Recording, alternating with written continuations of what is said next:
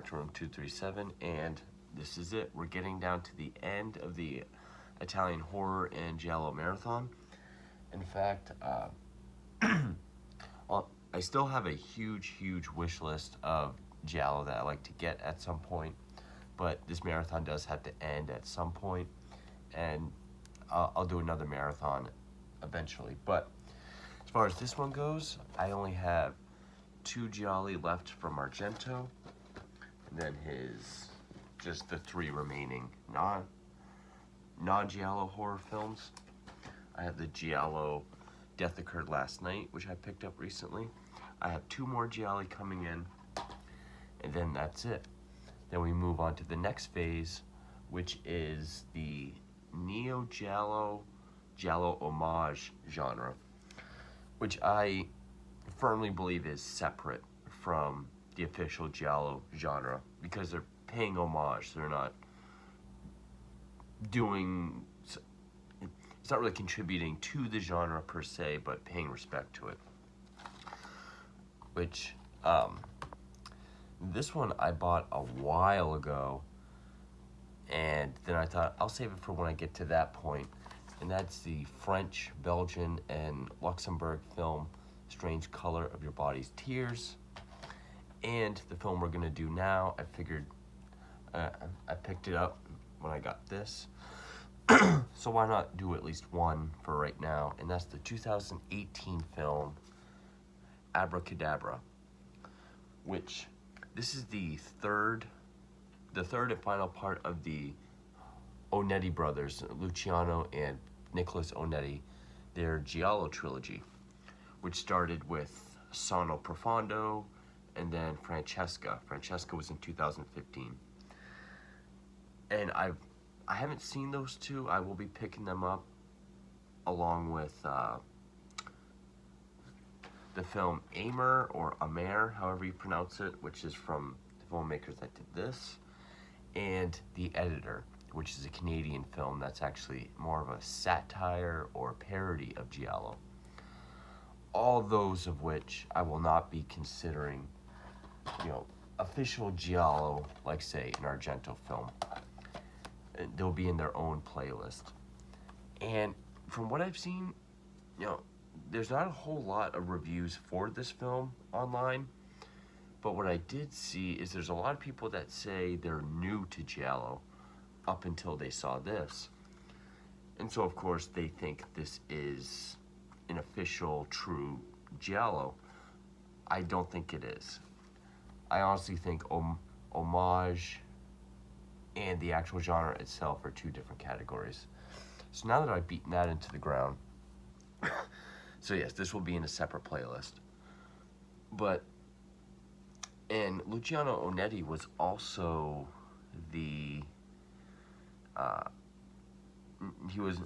both brothers have writing credits along with Carlos Goetia, which I should know that name because that's in the Italian title of Lamberto Bava's Delirium. Music by Luciano Onetti, which this is the release by Cauldron Films, and it actually comes with the score. And actually, I didn't know this. I didn't realize Cauldron was this new of a company. This and American Rickshaw were the first 2 releases from Cauldron, so that's pretty cool. So the Onetti brothers wrote, directed, produced, scored, edited, and it does have that sort of film student or passion project feel, because this movie goes all out with aesthetic and feel and atmosphere. This movie looks like it was plucked right out of 1981, which is when it takes place. And it's not just paying homage to Argento, to giallo, but specifically the works of Argento, Martino. I even saw one review where someone said that this was inspired by Identity with John Cusack. Sorry, but I don't see that. I could see how that might be a giallo-inspired film. I could even see people calling it a giallo because it's so outrageous. I really need to make that video about what is and isn't a giallo because I'm starting to lose faith in humanity. But yeah, and also this is a very short film. It says 70 minutes. I think it's 69 minutes and some change. But yeah, this is a Italian and Argentinian film, and it takes place in Turin. It takes place in Turin, Italy, but I don't know if it was filmed in Argentina the way Francesca was. But yeah, a very forgivably short film, and it looks great. I mean, it was shot digitally, like most films are nowadays. And from what I've seen in reviews, one of the things people dislike about this film is the look and the sound, because it is trying very hard to look and sound like a 70s, 80s, low-budget Italian giallo. So of course they're complaining, not just because it looks old, but because it's trying to be that gritty, grainy, have that sort of bad dubbed sound. It's like, really? You need to have like an Oscar contending looking sounding film even when they're trying to emulate something that's almost 50 years old?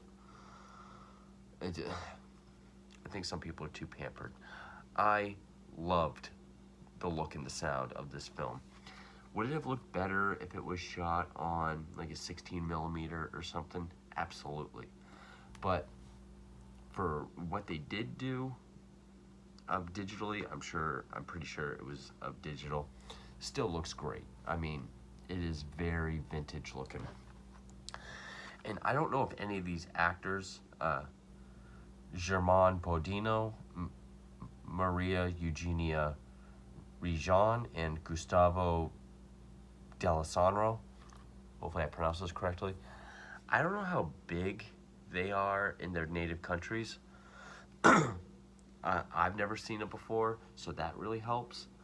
A lot of times when they try to do these homage films, they'll get some big name or recognizable actors, and it can really take you out of the illusion, because essentially that's what this movie is. It's an illusion, which is very fitting for the subject matter because it is about a magician.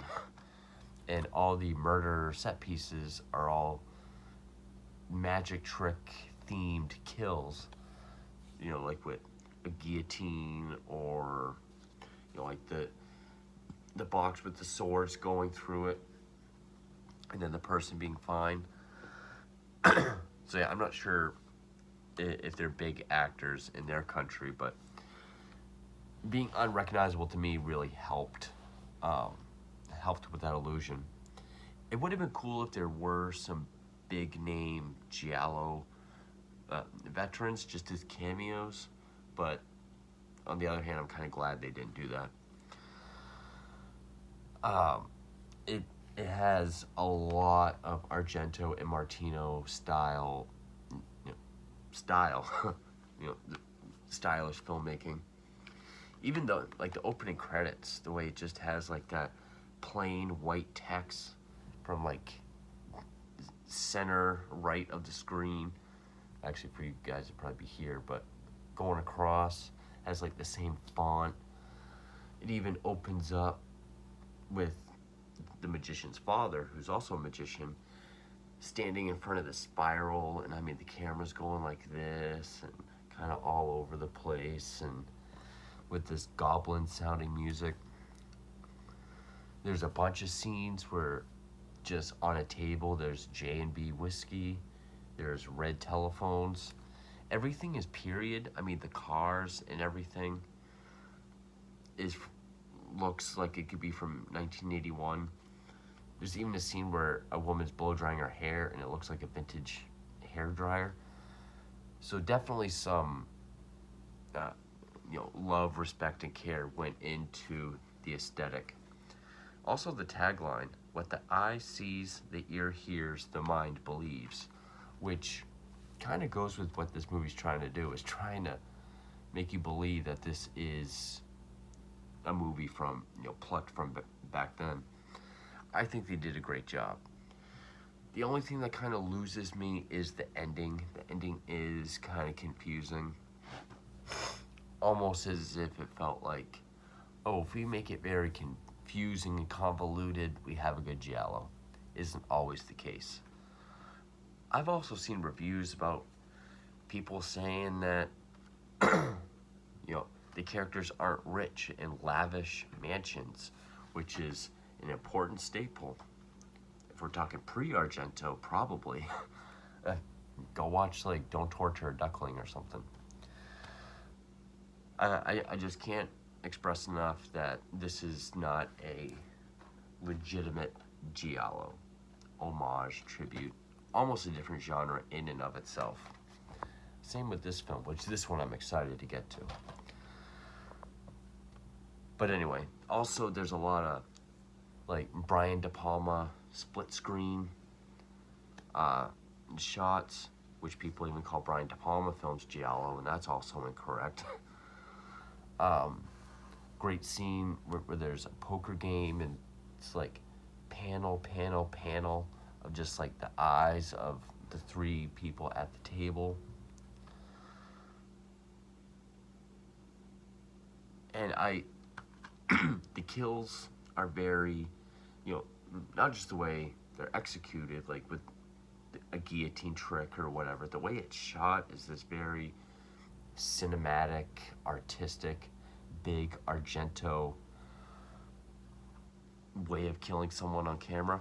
Also, the lighting is very, the lighting and the color palette is very vibrant, which looks great with its, the filters used to make it look vintage and 70s. It's got this very Argento, colorful look to it. And I totally think they killed it. I've heard Sono Profondo is very self-indulgent, almost like it insists upon itself. It's, almost kind of pretentious as to, like it feels like it's the best at what it's trying to do. I haven't seen it yet. I've heard good things about Francesca, but I'm also seeing that people that saw those films think that this one, they finally found what works. The only thing that I think could have helped it a little bit more is, one, there is great blood and gore in this film. There is. Especially the decapitation with the guillotine. We see, the stump and what's in it looks great. But I think what could have helped it is if they had used that really thick, vibrant red, almost like paint, almost like orange tinted, vibrant, neon, thick paint for blood that they used back then. I just think that would have helped the aesthetic a little bit more. Also, a lot of the dubbed voices didn't sound like they belonged to the actors, which I thought kind of helped. Like, the dubbing seemed off a little bit. So it's almost like some of those imperfections actually helped it feel more like the films back then. So, almost 14 minutes in, what's the story? Well, starts off with the magician's father, who is also a magician. He's going to do this bullet catching trick, and it fails. We see the bullet goes through the, protective glass. And I like how that's shot because it's like in slow motion. You see the debris coming off of it with just the solid black background. Then we jump 30 years to present day, 1981, in Turin, Italy. The Lorenzo Mancini, who's played by Germán Baudino. He's a magician, but he seems either out of his prime or washed up, and he's returned to Turin, which is where his father was killed, to the very stage he was killed on. And either the night of or the night before, there was a murder of a woman on the stage in the setup where she's got the box on her head with the knives going through. And I like how when they go in, he's allowed in, he sees the crime scene, but then we cut back and see it happen. The killer actually has like white gloves instead, which I thought was kind of a nice touch. Maybe because the movie's very dark. It seems to only be lit by colors or color lights, like lots of reds and greens and yellows. Maybe that just helped it stand out more. So yeah, that's how she got killed. Knives going through her head. He gives his story. The show goes on. His assistant, I think, is played by Maria Eugenia Rejon, and they don't really, the characters don't really say each other's names very often, so it was kind of hard to remember their names, but Antonella. They do the show, and for whatever reason, it doesn't go well. There's no applause. The first trick is one of those, it's like a chart. I want you to pick a figure, now go left to the next, pick a circle, go to the next circle, go up or down to the next diamond, and basically one of those trick things where you can reveal, oh, you landed on this one. And then the next trick was Antonella gets in the box, a bunch of swords, she comes out. Seems like it was pulled off, but there's no applause. And he doesn't understand, it doesn't say why it wasn't executed properly. I was actually confused by that. And,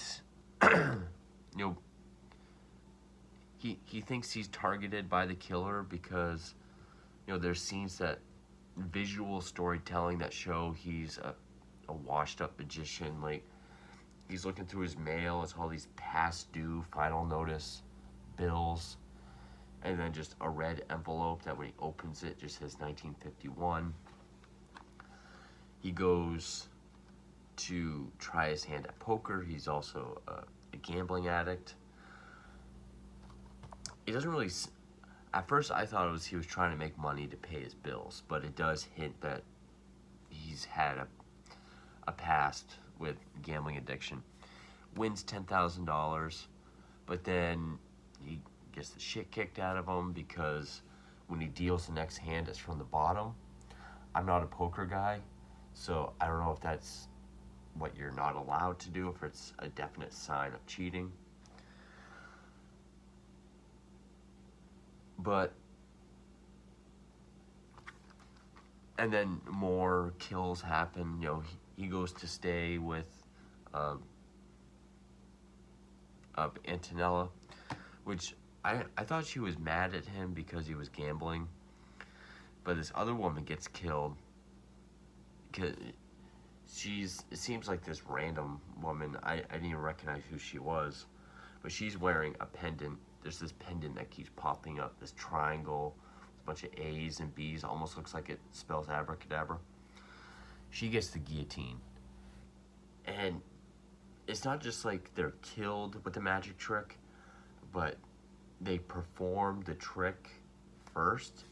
Like the killer puts the fake guillotine blade over her and it doesn't kill her. Then he puts the real blade in, and it's very quick. I mean, he just slams it down, her head flies off. That's when we get the stump with, great gore. The only thing I didn't like about that scene was when it shows the blade, the way the blood just kind of beads off of it like red water.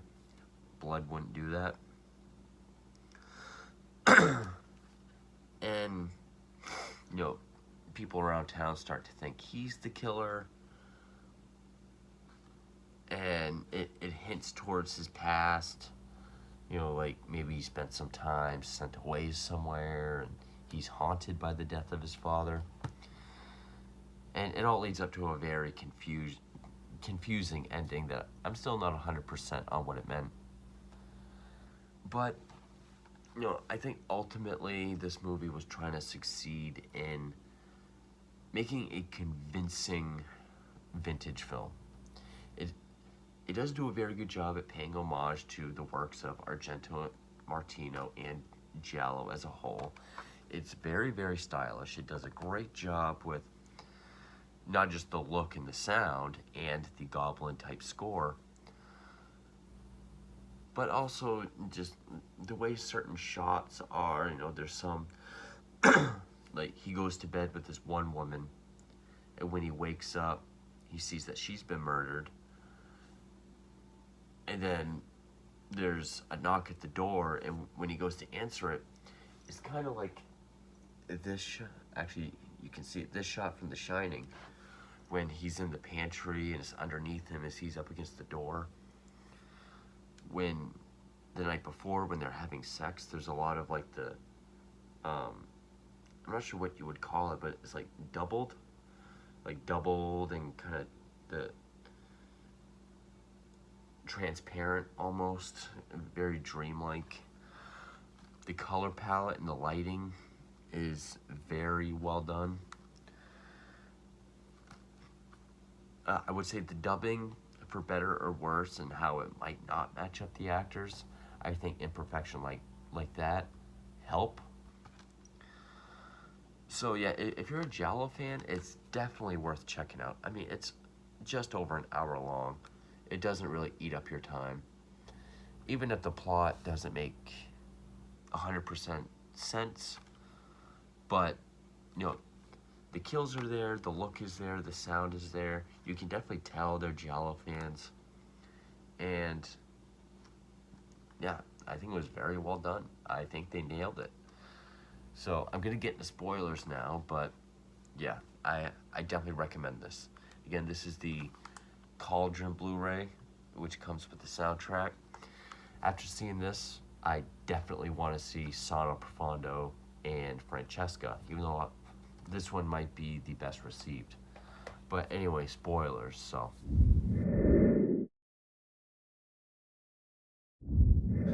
So he does at one point go to the home of this elderly bedridden guy who we get the idea he was good friends of his father, and he was actually locked up for 20 years because he was the one that, I guess, pulled the trigger and shot him. But he admits to Lorenzo that he wasn't the one that switched the bullets. Someone else did. He just went away for it. But then when Lorenzo leaves, which actually, Lorenzo sees the pendant, and he asks what it means. The guy asks him, "You don't know what it means?" He's like, "So it's true, they really did brainwash you in there." And maybe I missed it, but I don't really know what that meant. I thought I was going to say like he was put away somewhere and he was worked on. If they did say it, I missed it, because the ending, it crams a lot of twists in like the last few minutes. But so then the killer goes after him, puts something in his IV that makes him foam and die. That's probably the only non-magic trick kill. So then he goes back to Antonella's house, and this is when it really gets strange, because Lorenzo takes a bath, then the killer comes in, stabs him to death in the bath, and then we see him, it's like standing over, looking down at him. He's under the water, it's all red, there's cards floating around. We pan up and it's Antonella. But then she goes downstairs, down to the cellar, and sees this guy that's been following Lorenzo the whole movie. And he says something like, the thing that helps pull off the perfect crime is a false perpetrator.